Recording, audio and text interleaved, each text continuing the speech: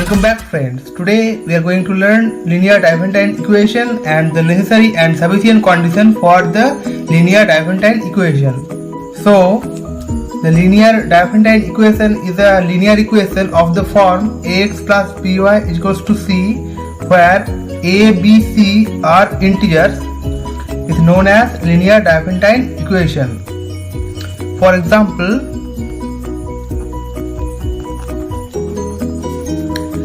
if let 2x plus 5y is equals to 20. This is the linear Diophantine equation because why? Because here the coefficient of x and the coefficient of y and the constant term are integers. These can be positive integers or negative integers or both. Now we will look at the necessary and sufficient condition for a linear Diophantine equation. The condition is if c are integers and a, b are not both 0, then the linear Diophantine equation ax plus by is equals to c has an integral solution if and only if GCD of ab is a divisor of c. That means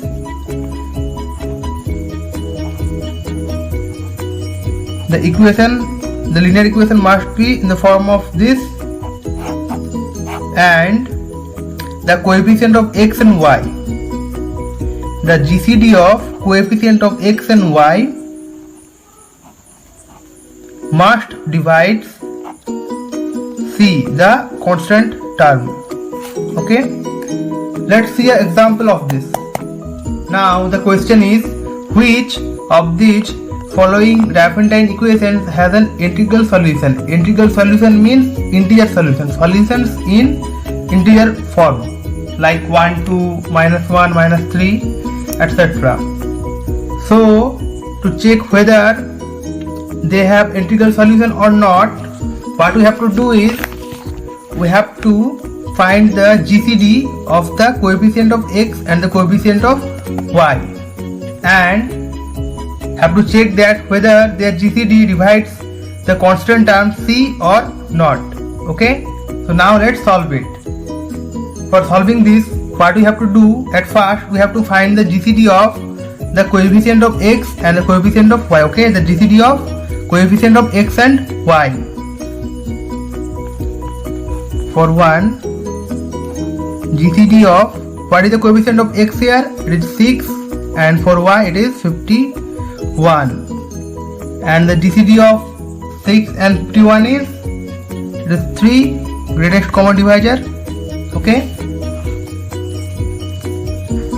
so but what you have to check whether 3 divides 22 or not. If 3 divides 22, then integer solution exists, but if 3 doesn't divide 22, integer solution doesn't exist. Here 3 doesn't divide 22, so no integral solution exists.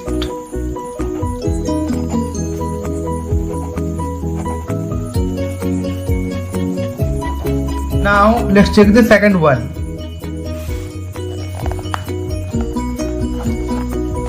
For the second one, at first we have to find the GCD of the coefficient of x and y. First we have to find the GCD of coefficient of x. In the second equation is 56 and coefficient of y is 72. So GCD of 56 and 72 is, it is 8. Greatest common divisor of these is 8. Okay, also 8 divides 40. So the necessary and the sufficient condition fulfilled here. Hence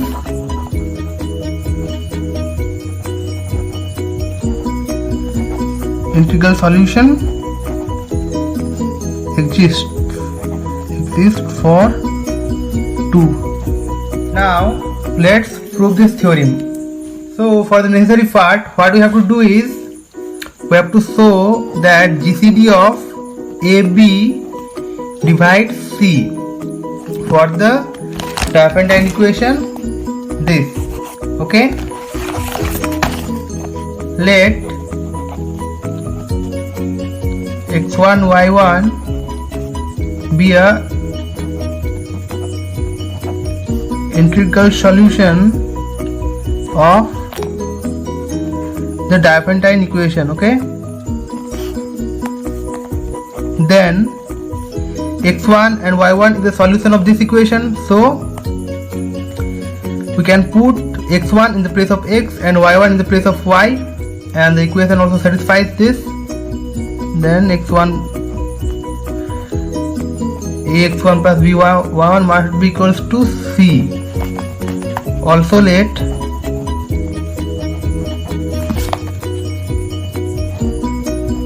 GCD of AB is equals to D. Okay. Therefore, D divides A and D divides B by the definition of GCD, which implies that D divides the linear combination of A and B. Okay. And here we write the linear combination as ax1 plus by1. So here D divides ax1 plus by1, which is this, which means C. And what is D? D is the GCD of AB. GCD of AB. So the necessary part is complete. So what is this is? Now let me explain you why we can write this. Let's take an example. Okay. Okay, we know that 6 divides 12 and 6 divides 18. So what I tell you that 6 must divide a linear combination of this 12 and this 18. Okay. So why so? Because we can write 12 as 6 multiplies some integer, and here the integer is 2. And also we can write 18 as 6 multiplies some integer, which is here is 3. So when we write 12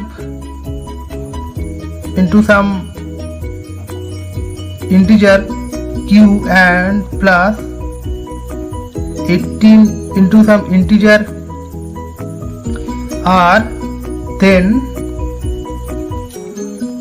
we can write this as 6 multiplies 2, which is 12 into some integer plus 6 multiplies 3 into r, and we can take 6 common from here and here and get another integer, which is 2q plus 3r.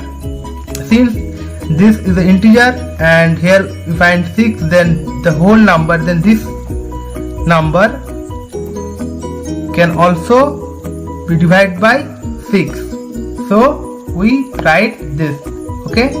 Now for the converse part or the sufficient part,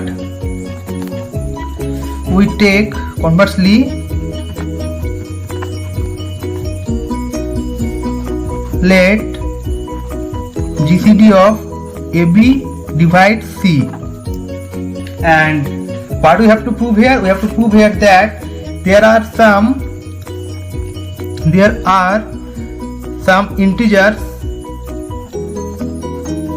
x1 and y1 such that x1 and y1 satisfies the equation ax plus by is equals to c.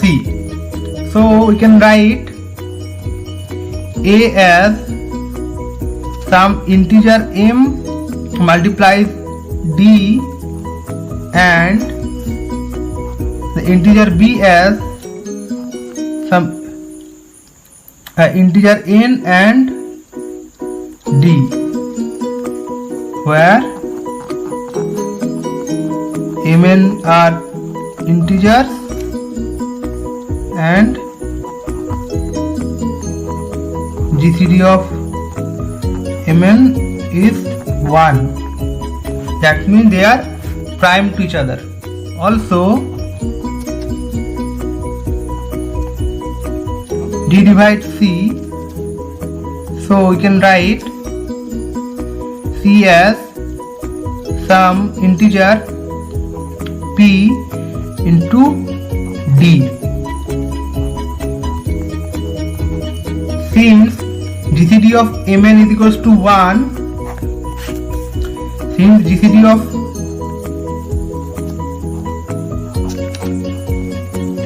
Mn is equals to 1, then from the definition we can write, then from the definition we can say that there exists, this is the there exists sign, there exists integers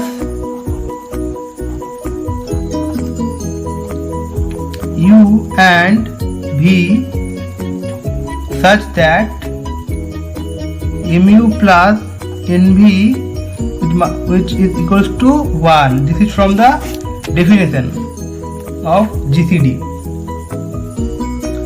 Now in this equation what we do, we multiply both sides by this P into D. So multiply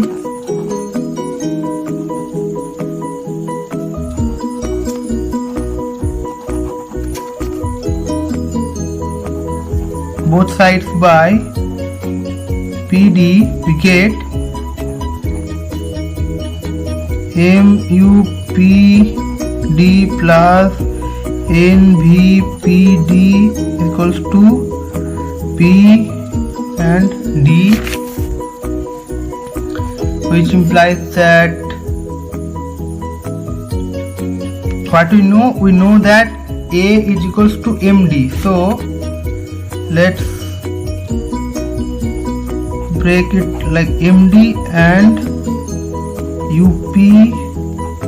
We also know that P is equals to ND, so here we get ND and multiplies VP is equals to PD. Now put the values of MD, ND and PD. So we know MD is A,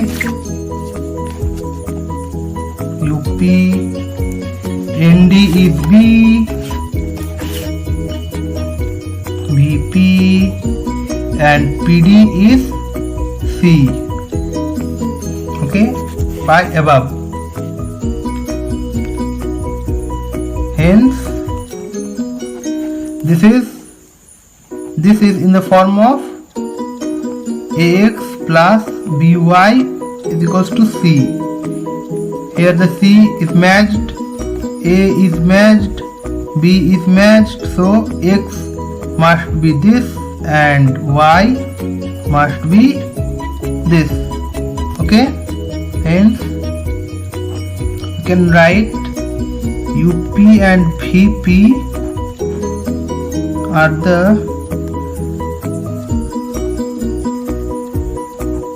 solution of Ax plus By is equals to C. P belongs P, U and P are integers.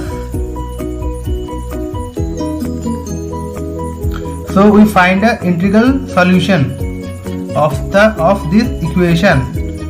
So the sufficient part is also proved and hence the theorem is also proved.